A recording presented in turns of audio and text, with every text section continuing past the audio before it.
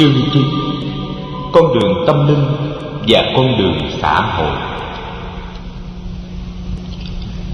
Đám cưới của Thái tử Tất Đạt Đa và công nương Gia Du Đà La được tổ chức vào mùa thu năm ấy. Đây là một cuộc vui mừng lớn cho cả vương quốc Thích Ca, nhất là cho dân chúng Kinh Kỳ. Khắp nơi thiên hạ treo cờ, treo đèn, kết hoa và tổ chức vũ nhạc. Song mã của Tất Đạt Đa và Gia Du Đà La đi tới đâu, quần chúng reo hò tới đó. Chàng và nàng cho xe chạy ra cả ngoại thành. Hai người đi tới những xóm làng quen biết và đem tặng đủ các thứ quà bánh và vải bô cho những gia đình túng thiếu nhất. Vua Tịnh Phạn truyền dựng cho thái tử 3 nơi trú cung: một cung cho mùa đông, một cung cho mùa hạ và một cung cho mùa mưa. Cung mùa hạ được xây dựng trên một cảnh đồi ngoạn mục miền cao nguyên. Cung mùa mưa và cung mùa đông ở ngay trong thành nội. Cung nào cũng có hồ sen, hồ toàn sen xanh, hồ toàn sen đỏ, hồ thì toàn sen trắng. Áo mũ khăn giày của hai người đều được làm từ thành Ba La Nại tận vương quốc Ca Thị miền Tây Nam. Trầm hương đốt hàng ngày cũng được nhập cảng từ vương quốc ấy. Vua Tịnh Phạn rất yên tâm. Vua nghĩ rằng Tất Đạt Đa đã đi đúng con đường vua mong ước, và vua tuyển lựa các nhạc công và vũ công tài ba nhất trong nước để thường trực giúp vui cho tân lang và tân gia nhân của hoàng gia.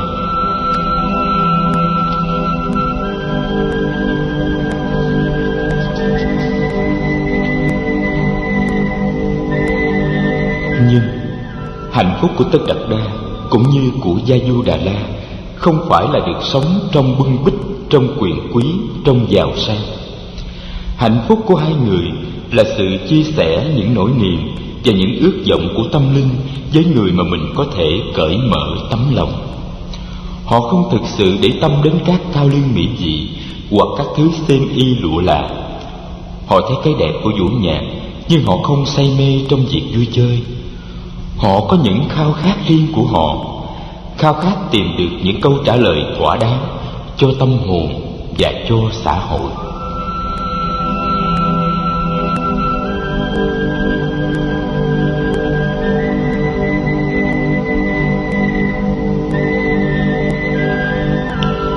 Mùa nóng năm sau, nhân được cư trú tới 4 tháng ở cung hè trên miền cao nguyên. Tất Đạt Đa rủ Gia Du Đà La đi khám phá thêm về vương quốc Thích Ca. Người hầu cận Sa Nặc vẫn luôn luôn là người đánh xe cho Tất Đạt Đa. Họ tìm ra được nhiều phong cảnh sơn thủy rất tú lệ. Họ chuẩn bị để có thể đến cư trú 5-7 ngày ở những nơi ấy. Có khi họ xin ở lại ngủ nhà của thường dân và tìm việc giúp đỡ cho các gia đình nghèo. Họ đã thử ăn những món ăn dân dã, ngủ trên những chiếc giường tre sọc sạch của người dân, và họ tìm hiểu được rất nhiều về nếp sống và phong tục tập quán từng vùng. Có khi họ gặp những cảnh nghèo khổ cùng cực.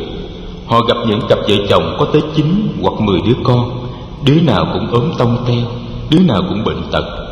Trong khi đó, cả vợ lẫn chồng dù có làm việc quần quật suốt ngày đêm cũng chỉ đủ sức nuôi nổi 2 đứa con là cùng. Nghèo khổ và bệnh tật là 2 gánh nặng đè lên kiếp sống của người dân. Ngoài 2 cái gánh nặng ấy, còn có những cái gánh nặng khác: sự áp chế của giới cầm quyền và sự thống trị của các giáo sĩ Bà La Môn. Ở miền quê, dân chúng có bị giới hương hào áp chế cũng không thể kêu ca vào đâu được.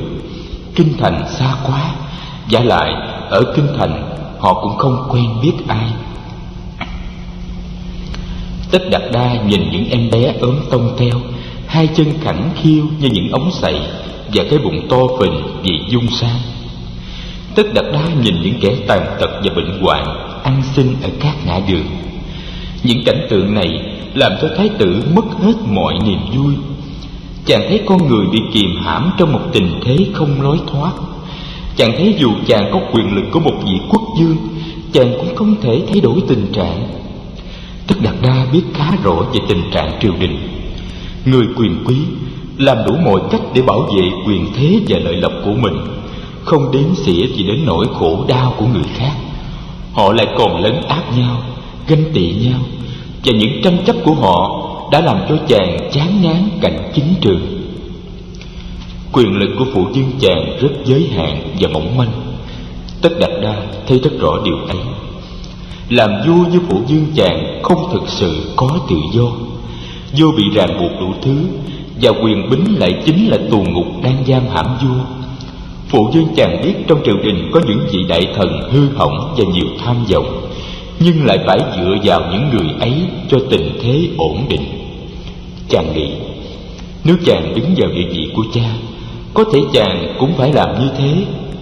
Chàng thấy chỉ khi nào con người chuyển đổi được nội tâm mình, đập tan được những tham vọng và ganh tị trong nội tâm mình, thì cảnh huống con người mới có thể thay đổi. Và niềm ước ao ngày xưa bừng dậy trong chàng, tìm ra được một lối thoát cho tâm linh.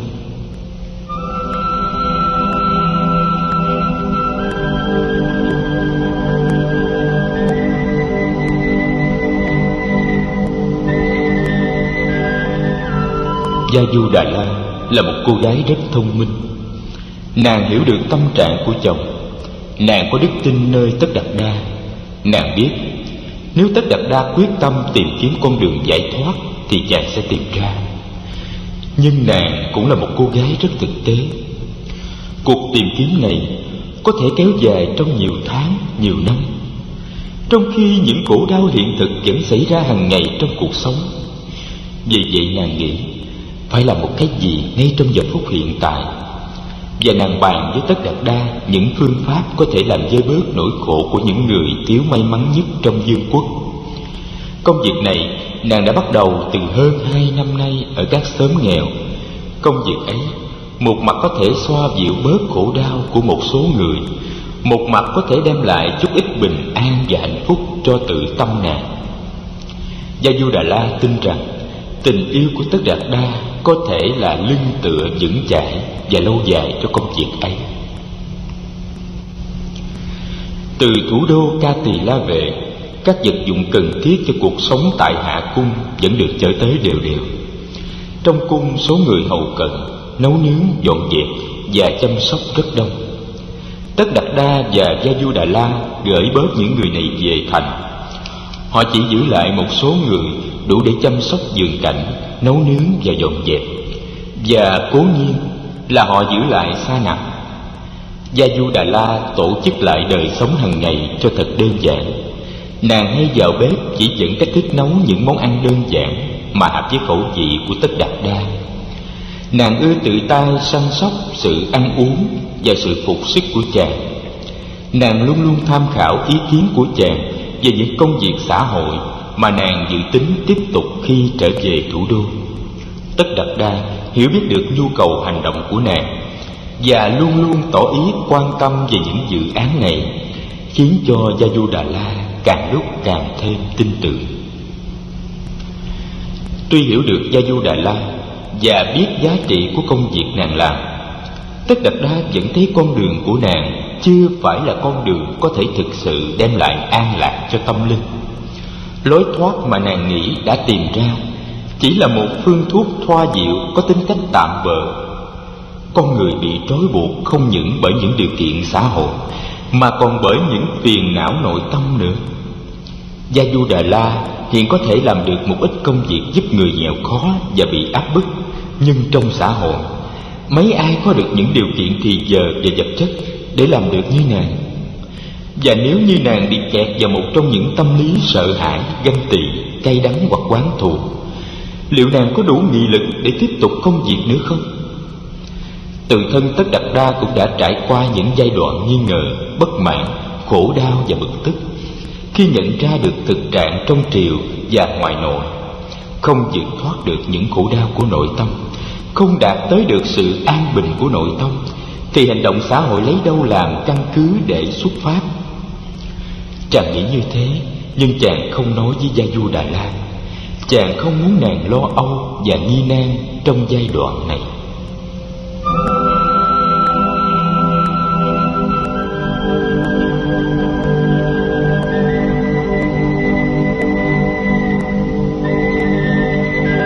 Khi hai vợ chồng trẻ trở về kinh đô vào mùa đông năm ấy, các anh em và bạn bè tới thăm hỏi thật đông. Tại cung mùa đông, Gia Du Đà La tiếp đãi khách khứa và bạn bè rất ấm cúng và chu đáo. Những câu chuyện mà nàng nghe Tất Đạt Đa nói với các bạn bên lò sưởi thường là câu chuyện tư tưởng triết học và đạo học, có liên hệ tới tình trạng chính trị và xã hội. Đi lại trong phòng và hướng dẫn các thị nữ mang trà nước cho khách, nàng không bỏ sót một câu chuyện nào. Nàng đã ý tìm trong số các bạn bè và người thân thích xem có ai là người đồng điệu để có thể mời cộng tác với mình trong công tác cứu tế người cùng khổ. Nhưng nàng không thấy được mấy ai. Đa số bạn bè thường ưa ăn to nói lớn, có người thì quá phù phiếm, có người thì chỉ chú trọng đến việc tổ chức những cuộc vui. Nhưng Tất Đạt Đa phải kiên nhẫn ngồi tiếp hết mọi người. Khách khứa tuy vậy cũng thưa dần. Nàng bắt đầu tổ chức trở lại công việc cứu tế của nàng với sự phụ giúp của mấy người thị nữ hầu cận. Nàng sung sướng lắm, bởi vì ngoài Tất Đạt Đa ra, nàng đã có thêm một người hiểu nàng, thương nàng và yểm trợ công việc của nàng. Đó là phu nhân Kiều Đàm Viên, tức là hoàng hậu Maha Ba Xà Ba Đề.